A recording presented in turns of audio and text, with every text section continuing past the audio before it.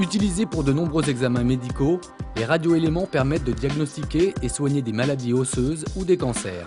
Pour les produire, un long processus technique qui débute en réacteur nucléaire, notamment dans le réacteur de recherche Osiris du CEA de Saclay. La principale utilisation des radioéléments à usage médical actuellement concerne le diagnostic nucléaire pour faire des images. On appelle ça des scintigraphies.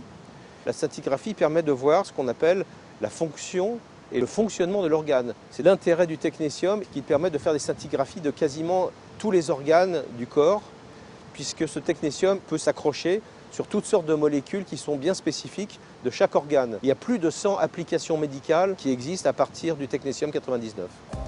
Incontournable dans les hôpitaux, le technétium est un radioélément qui ne s'obtient pas si facilement. Le réacteur Osiris en assure la première étape de production.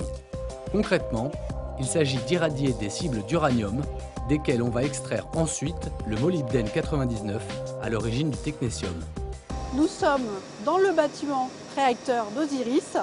Les cibles sont préparées en canal, transférées en piscine qui est un peu plus loin, puis mises en irradiation pendant une semaine.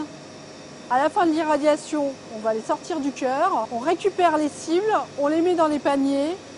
Les paniers sont transférés vers le canal qui se trouve dans l'autre bâtiment qui est les ateliers chauds.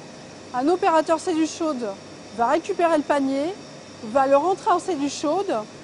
Ces cibles seront ensuite chargées dans un château. Ce château va subir des tests et des contrôles radiologiques. À la fin de ces tests, ils sont chargés dans un camion qui peut contenir 3 cibles. Osiris, en fait, est la première étape d'un processus assez complexe qui se fait à flux tendu. Ensuite, ces cibles sont expédiées par camion auprès d'une usine en Belgique, sur lequel on extraira le molybdène 99, qui est le produit précurseur du technétium, qui, lui, sera au final injecté aux patients à l'hôpital. Osiris contribue entre 5 et 8% en fonction des périodes aux besoins mondiaux. Ce qui veut dire qu'en année normale, Osiris permet d'effectuer entre 1 million et 1,5 million d'examens de médecine nucléaire chaque année, ce qui est quand même considérable. Cette course contre la montre nécessite une planification rigoureuse. Il faut la coordonner avec la mission principale d'Osiris, réaliser des irradiations pour des recherches sur les matériaux et les combustibles nucléaires.